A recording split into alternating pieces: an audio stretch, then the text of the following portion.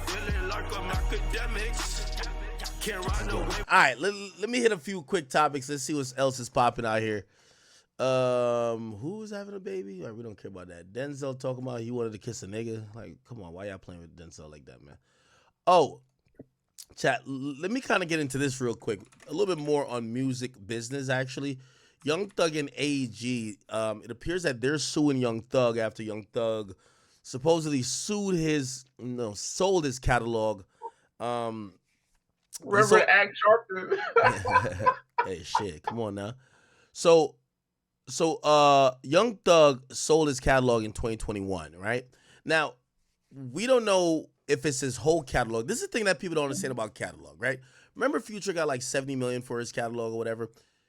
There's a whole thing about catalog. Let me put y'all on game. Selling catalogs, like, first of all, somebody like Young Thug who came in the game and he was signed to 4 different contracts, it's very unlikely that Young Thug owns the majority of his catalog. You could only sell what you own. You can't sell what you don't own, okay? So, how it works is like a catalog is like a pie, and that pie could be chopped up a million different pieces, right? Now, sometimes it's usually done in a way where the label, in traditional record contracts, the label owns a piece of your catalog and you own a piece of your catalog. Now, owning your catalog, a lot of times people talk about masters, and we know there's 2 different sides of it. We have masters and we have publishing, right? Usually what happens, unless you're in a Diddy deal from way back, Diddy used to take your publishing. Most labels now, they won't touch your publishing, right? Or, well, depending on how much money they're giving you, they might take very small portions of it. They might take 12.5%. They might take 25%. But because of the outcry from many artists about, oh, this is my intellectual property, it's supposed to feed my kids, the label's not going to take all your publishing. They're going to give you the lion's share of that, okay? These days, okay? Unless they're just a shitty fucking person. Back in the day, they were taking your whole publishing. Or they would just say, hey, do you want this thing that you don't even understand? And you'd be like, yo, what's publishing? They'd be like, don't worry about it. I'll give you $300 extra $1,000 now. And yeah, that's about what it would make. And you'd be like, oh, $300 extra $1,000, I'll take it. You sign off on it, and then when you're irrelevant and your song's still moving, they're making millions, right? So that's kind of how that used to happen. So, but these days, labels will take very small portions of it. There's a couple popular artists I know that the label own, like some labels own like 12.5%, right? Now, masters, in a lot of situations, when a new artist is signed, and this is what people don't understand, the masters is usually fully owned by the label in your first contract, right? It's fully owned by the label. Like, I'm pretty sure Drake's first deal and his first album, he didn't own his masters at all. So I don't know if we're talking about So Far Gone, it was probably Thank Me Later. You don't own it, right? Now, usually what happens over time, when you're a valuable commodity, they'll give you an option to work off or to own piece of those old catalog with you giving them more projects, right? So it's really all a negotiation. Okay, what am I saying? The point of what I'm saying is that people think that when you hear about an artist selling their catalog, that they own the whole thing. No, they don't. Young Thug, if you guys remember Young Thug's career, Young Thug came in the industry in a really fucked up deal. Young Thug was signed to allegedly 3 or 4 people at once. Young Thug signed to 4 people. So when he first came in the game, he was signed to like literally 4 people. It was like 3 people or 4 people. When he first, how Young Thug got trapped in a $15,000. Yeah, I hope this tells a real story. Okay, so, and by the way, that happened to Future too. But Future dropped so many projects, he worked himself out of it. Future was signed to Rocco, then he was signed to this. I think he had some stuff with Dungeon Family, and then he has a bunch of contracts that he eventually worked out of. But I know Thug had some shit with Gucci. He has some shit with Lior. He has some shit with, I forgot somebody else. Let's see if we can figure it out here. Okay. Let's see who he was signed to. Thug was a secret, blah, blah. Okay, here we go. According to multiple sources, who was he signed to? So there was he was in a secret contract? Yeah, his situation was fucked up at first. Okay. All right. Anyway, I don't want to go through exactly what it was, but I remember. Okay, yes. Oh yeah. So he was with APG. He was with Gucci Man. Gucci had went to jail. He was with like a few. I think it wasn't four. It was three. Anyway, here's the point of what I'm trying to say. If I'm telling you that the masters of these people's works are usually not owned by them at first, definitely not wholly, in terms of the whole thing. If you were signed to like three different people and it was really three different situations, it looks like those companies are going to fight over who owns the masters to what projects, and you probably don't own shit. So when you hear that Young Thug allegedly signed or sold his catalog for $60 million, now I'm going to read later to see if it's publishing or masters. Some people might be like, why is it not more? Well, Young Thug never really owned all of his shit, right? Now let's go to publishing.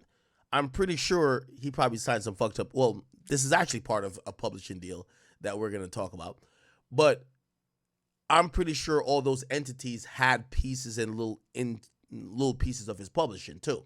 So again, the money that you're seeing these people's catalog get sold for from the artist isn't necessarily what the catalog is worth, is how much they own of it. Okay. Like, for example, Dame Dash only owned a third of Rockefeller. Like, yeah. Rockefeller didn't get sold for $1 million. His 1/3 did. Anyway. So, let's go. So, Young Thug is in more legal drama. Let's break this down. Global Sporting and Live Music Entertainment Company, AEG, is suing Young Thug after the rapper sold his publishing to Cobalt Music in 2021. Okay? So, in 2021, he signed a publishing deal, right? Now, they're saying it breached their 2017 contract with him. And according to All Hip Hop, Young Thug violated a prior agreement when he sold his copyrights of 400 compositions that year. AG claims that those assets were supposed to be collateral for unpaid $5.25 million loan they gave Thug and his YSL label in 2017 for exchange of exclusive global rights to promote his live shows. Okay, so this is almost kind of like a publishing deal, but not necessarily a publishing deal. He basically signed a deal with AEG, and they gave him $5.2 million. His publishing for the rights for those songs were supposed to be in limbo, and essentially he was on a contract. Now, we don't know how long, or I guess he had to pay that money back, or they had to recoup to a certain amount, right? The amount, including interest, was to be repaid in addition to sharing revenue from concerts that feature third-party promoters. By 2019, AG alleges that Young Thug and YSL defaulted on the loan and left $5 million outstanding balance, which means he basically paid back $250,000. The company claims that Young Thug and his label misrepresented their financial capacity to pay the funds. When 2021 hit, the Thug brought in $60 million from selling the stake of his 400 of his compositions. AG seeks the original loan balance and any earnings attached to the transferred copyrights of the Atlanta's native catalog. Thug getting rid of a chunk of his catalog prior to 22 arrests likely helped him afford the massive legal bill that came his way. While being in jail nearly 3 years and being on trial for much of that time, later that month he pled guilty to blah, blah, blah, blah. Okay. This is kind of interesting, Chad. So this kind of happens a lot, and we heard this happen with, like, supposedly Suge Knight multiple times. They said Suge Knight, when he needed money, he resold the same thing that was sold to someone else, which was his life rights. But this happens a lot sometimes in these. This wasn't a straight up publishing deal. He put up his publishing for collateral on what they're called a loan. And right when he was about to get locked up, he essentially then went into a publishing deal with, or we're saying selling the catalog, but most of it's like a publishing deal. A lot of these things return back to the artist, right? Everybody keeps saying these publishing things are supposed to feed you for the rest of your life. So people will sign these deals. And let me tell you, let me explain how publishing works, right?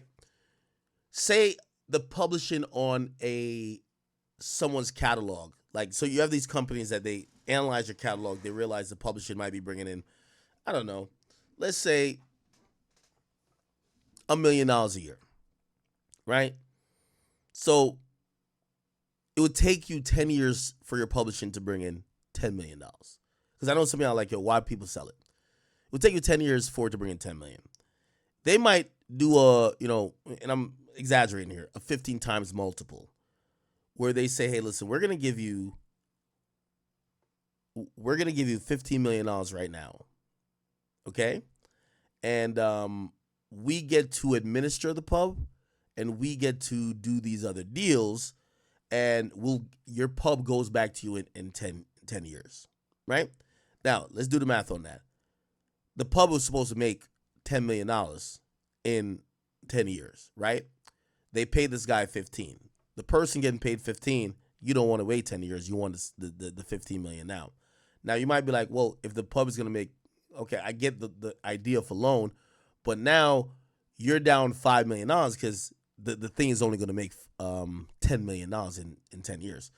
Most publishing companies have deals with these movie and TV production houses where they license, we're going to do this licensing deal where Young Thug's song, I don't know, Lifestyle is going to be in this cut scene or whatever. You get what I'm saying? And they're going to then work your catalog like that they know it's going to make 10. They just got to work it to make another 10. And now they have profited $5 million at least. You get what I'm saying? And for them, these companies that are usually cash rich, they don't give a fuck how long the money takes to come in, as long as they're pulling in a profit. That's their whole game, right? It's like a bank. You know what I mean? The bank lends you $1 million. You're supposed to buy a house. You're supposed to pay them back in 30 years. Well, you can't wait 30 years, and the person selling the house can't wait 30 years. But the bank could wait their 30 years because they know they're going to make $1.7 million from you making monthly payments over 30 years. Works for them, right? So that's kind of how all of this works, and that's how like publishing deals work. But they usually have very strict. They have strict policies. rules. No, they have strict rules. Like, one of the rules definitely is going to be, you can't motherfucking retire. One time Kanye tried to retire, and this publishing company sued him. Kanye Publishing Company. Did they win? Sues him. Well, he never retired. But he announced he retired. So EMI says, in EMI's contract with Kanye says it prohibits him from retiring.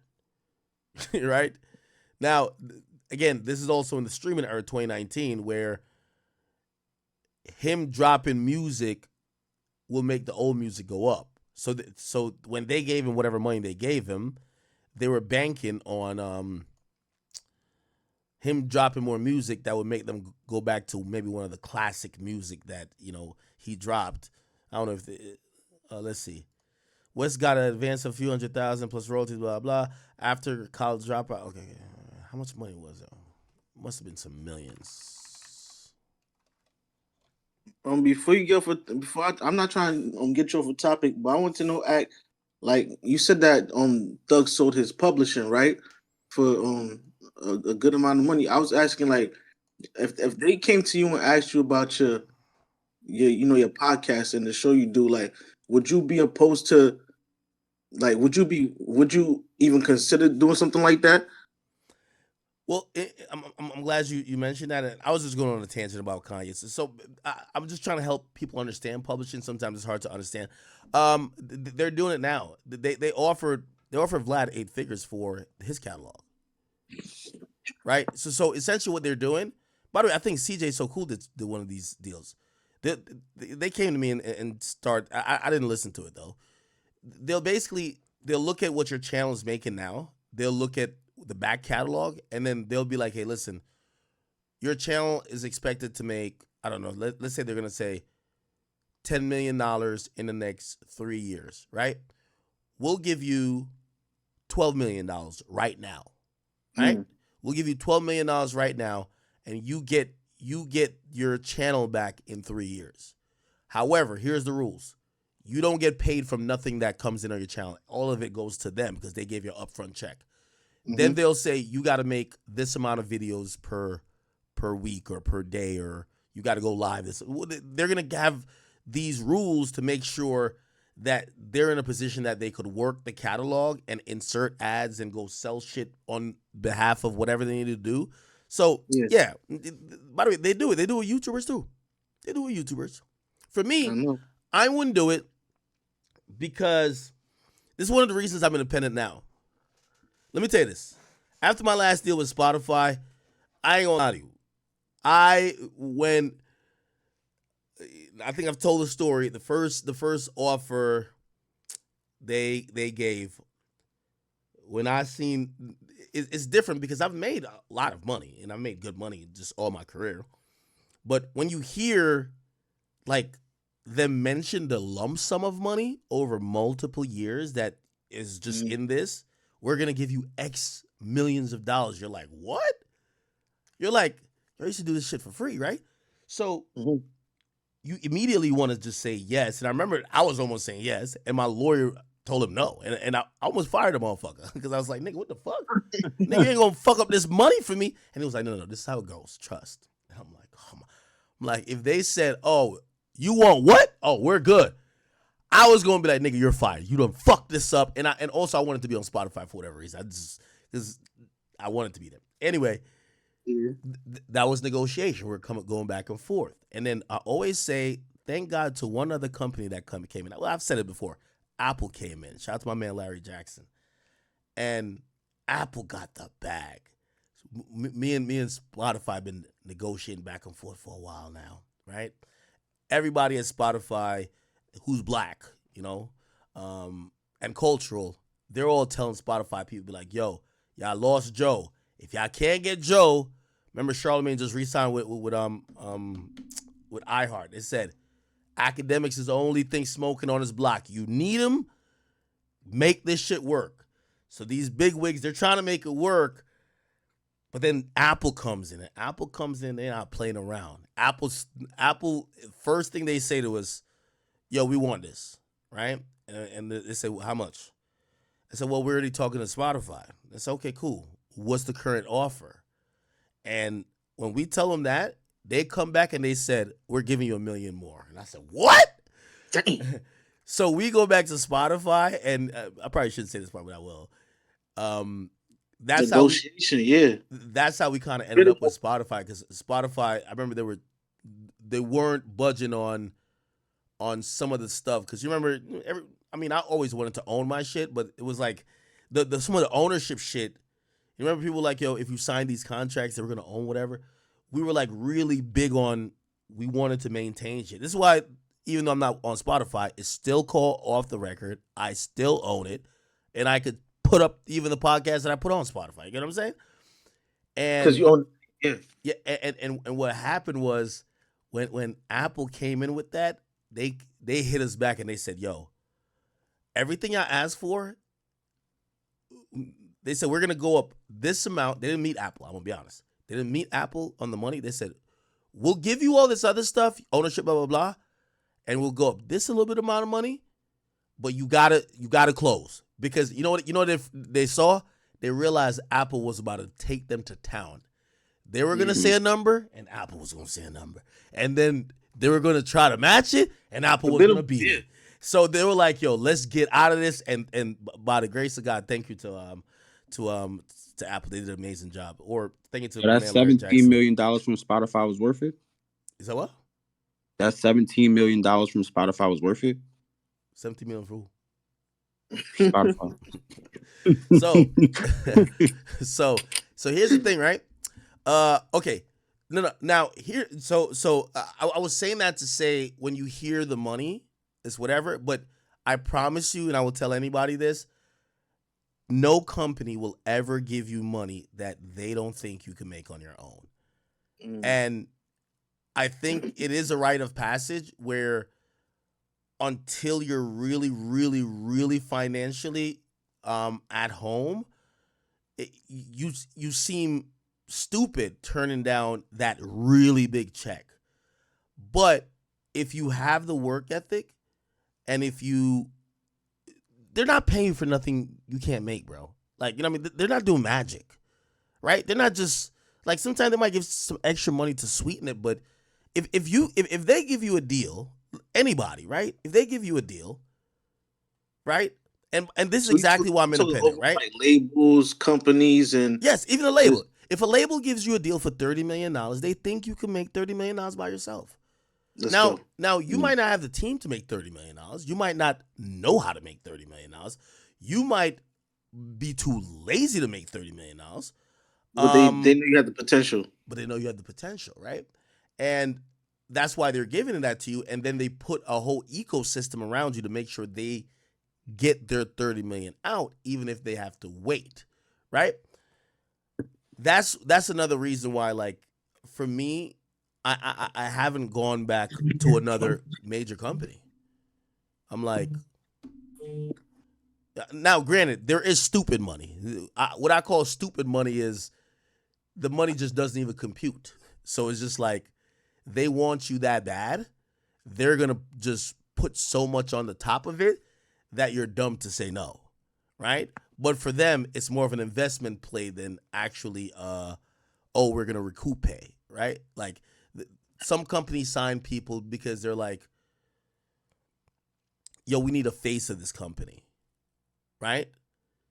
Like, I'm pretty sure a little bit of, let's say Joe Rogan, and I'm speaking on other people's business, which I try not to do because I don't want people to hear this to get mad. Yeah. Let's say Joe Rogan, let's say the deal is like $300 million. Joe Rogan probably he could definitely make $200 million by himself. That was the Spotify deal when Joe Butter was saying that Joe Rogan came over to Spotify and he was watching the fact how he wanted a little bit more on his contract because he felt like he was another show that was bringing the numbers for them as well. Yeah, but Joe Rogan shit is different, bro. I swear it's different. His numbers is just disgusting.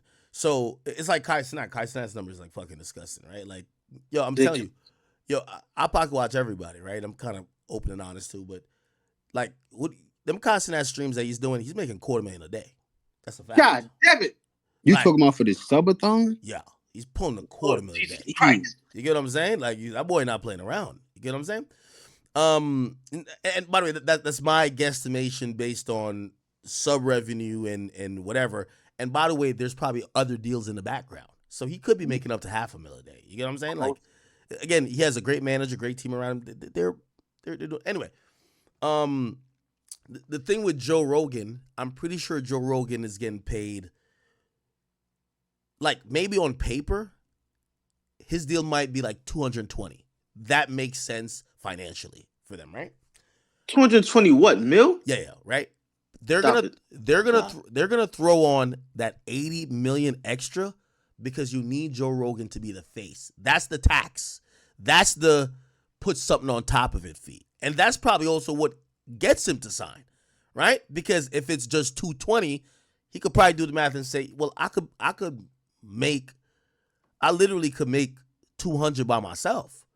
But but that extra 100 is like, all right, now you just gave me stupid money. Thank you. That extra 100 million, right? So that's the extra 100. That's the add-on. That's the add-on, and they're probably paying that tax as an investment to say, we need Joe Rogan as the face. We need, when it says Joe Rogan, it says Spotify's Joe Rogan, right? It says Spotify's Joe Rogan. Yeah, you got to pay. That's a tax. You pay that. You get what I'm saying? But in general, in every deal which you get, like even the Drake deal, right? Like, do you think that UMG just gave Drake like $600 million, or not $400 million, and they have no idea that he could make that much money? What? They've been studying the data on Drake for over a fucking decade. If they gave Drake $400 million, they know he's gonna gross $1 billion. That's a fact. I don't want to cut you off, act real quick, because when you say UMG, you know that's Cash Money, that's Birdman.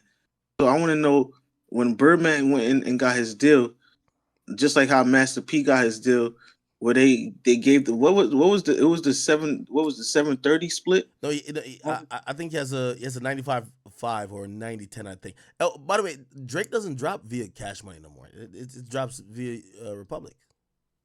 Dang. It's still with the he might get the imprint look, but that's all. It's all Republic. Remember they paid Birdman's debt. They took all them artists. What? That was the deal. Yo, they didn't pay Wayne 50 million. Remember he wanted 51. That's why he sued Birdman for. Wayne sued Birdman 51 million. Yeah, he wanted 51. They ain't paid the 51. They came to a deal. Birdman wasn't getting up off no money, or he claimed he was going to get off. He just said that Wayne's lawyers were mind tricking him to think he was owed way more than he wanted. From what I heard, he was down to pay Wayne not that high in the five. Since we're on the same topic, is that all through publishing? Like, is that what they know they could get off of publishing? No, where they want to give you the back end? No. Unpaid royalties. Unpaid royalties. You got to realize, I keep telling y'all that the majority of rappers, they usually don't see royalty checks, right? Dang. They just do shows all the time, and they usually don't care that much because they look at the advance as the money, right? So once you get the advance, they don't care about what they can get overall through their whole life. because most artists are not profitable. Like, think about it like this.